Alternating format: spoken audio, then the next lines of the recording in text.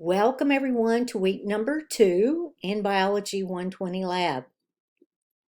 You've already made it through week number 1, so that's exciting. You only have 7 more to go. Just think of it that way.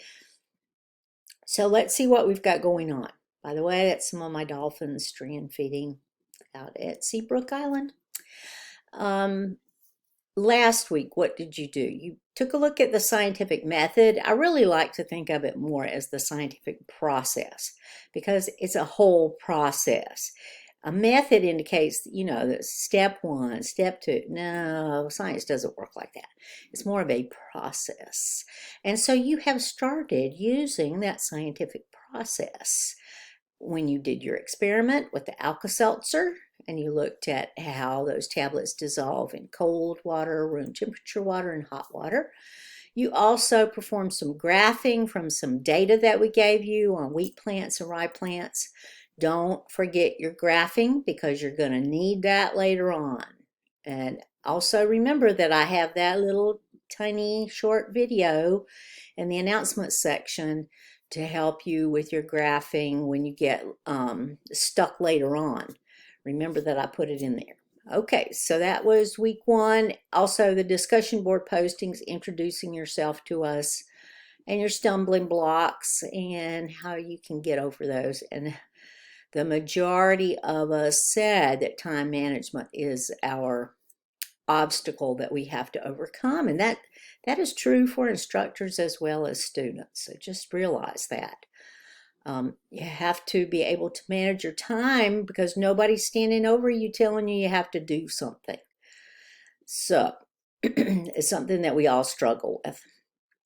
All right, this week is all about the chemistry of life. And you're thinking to yourself, this is a biology class. Why am I taking a chemistry class?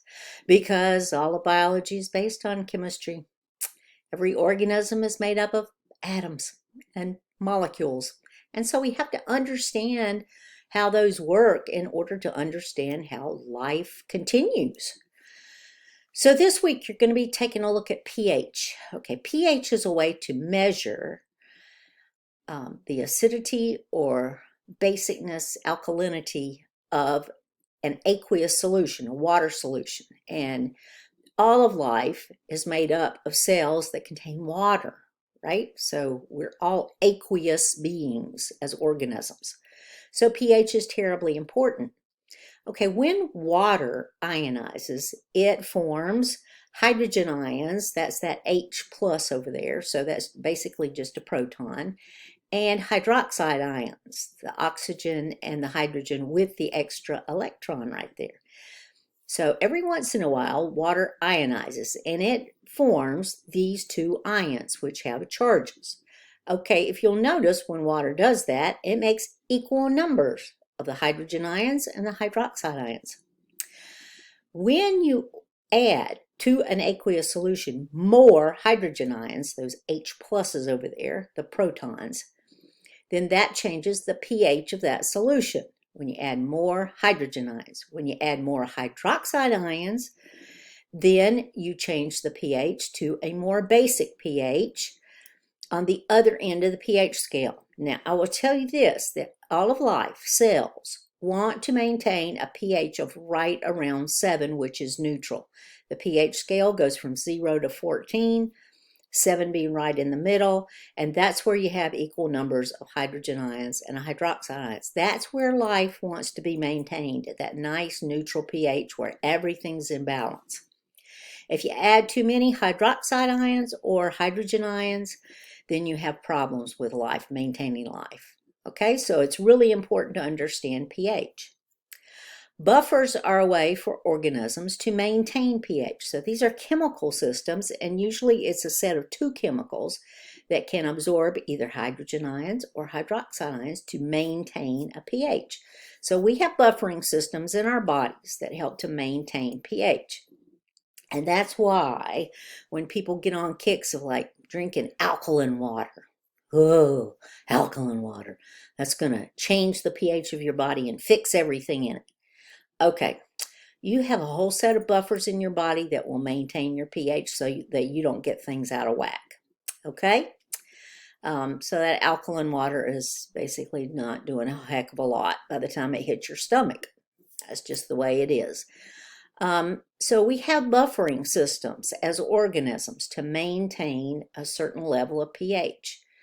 Buffers accept hydrogen ions or hydroxide ions to even out the pH to keep it nice and neutral, or whatever that particular environment requires. So you're going to take a look at buffers and how well they work with the addition of acids and bases, and how much acid and base you can add before the buffer doesn't work anymore. That will be your experiments this week. Review the introduction and the overviews for Module 2. Make sure you look at the reading and resources so that you get your instructions for the lab.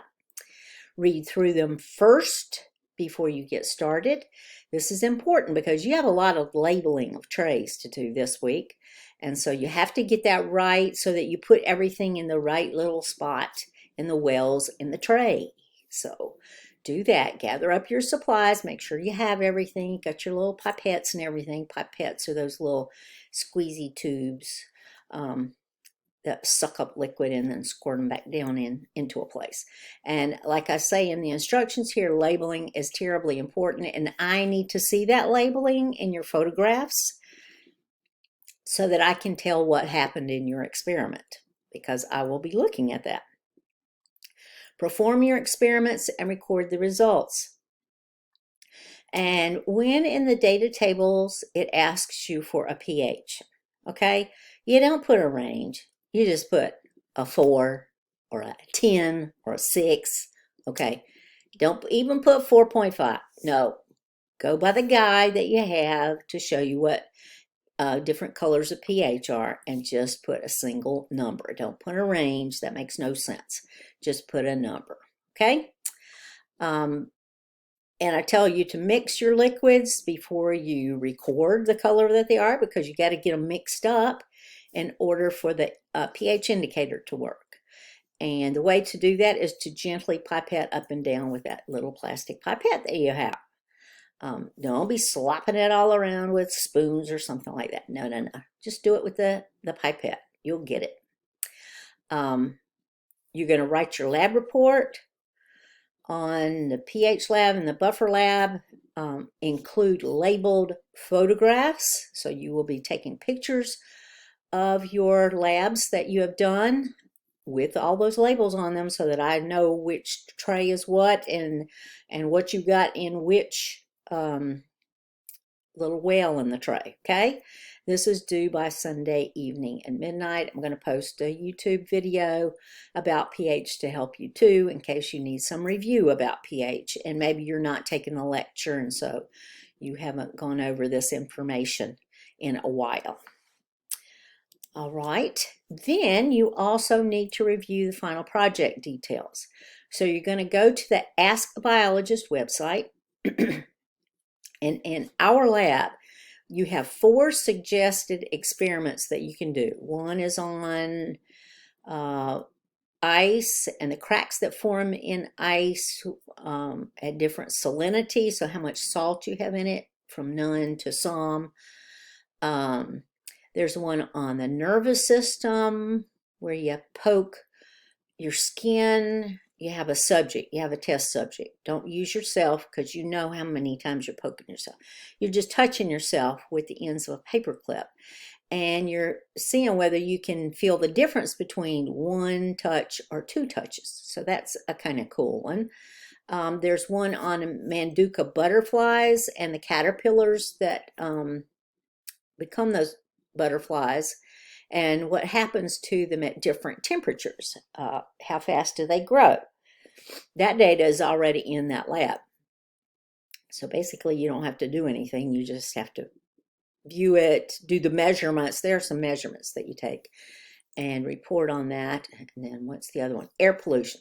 So if you're interested in air pollution, you can go to data tables, which are on the internet, and for a particular region, about to sneeze, sorry. Ooh, got pollen here now. So you'll want to compare 2 different time periods, 2 different regions, You're not looking at air pollution all around the world for 20 years. No, you can't do that. So maybe you live in Scottsdale, Arizona, and you want to take a look at the air pollution levels in, I don't know, let's say June 2020 when we had COVID and everything was shut down. So take a look at it then compared to June of this year. See, that'd be a really good comparison to see what happened with air pollution levels, because air pollution is measured all the time. So you've got to find two different things to compare when you're doing that air pollution experiment. So those are the 4 suggested experiments that you choose from. There are a few more in there, like the heaviness of water is a pretty good one. Eggs, the one with the eggs is pretty good. I had one student do a composting because she was in environmental science, like most of you are, and she was really interested in composting, so she did a composting experiment. Or you can think up something different. It has to be doable, though. So if you don't choose any of those that are listed at the Ask a Biologist website, you have to get approval by me, because once I hear what your idea is, I can determine whether you can do that in the amount of time that we have with the resources that I know that you can get to. And that's important too. You know, this is not a gigantic project where you're finding the cure for cancer. It's just not going to be that. It's got to be a doable research project within our time limits. So ask me, be communicating with me if you want to choose something besides what is in that Ask a Biologist website. All right. Oops. I think I'll go back. If you need anything this week, please feel free to email me. I am here to help you. I promise you that I will. Just email me. I try to get back to you as fast as I can, but if you email me at midnight, I'm asleep and I'll answer you the next morning. But I'll get back to you as soon as I can. So do let me know if you have any questions, if you ever get stuck, if you have questions about the lab report, whatever it is. I am here to help you. So just let me know. Okay, and with that being said, I hope that you have a wonderful week this week.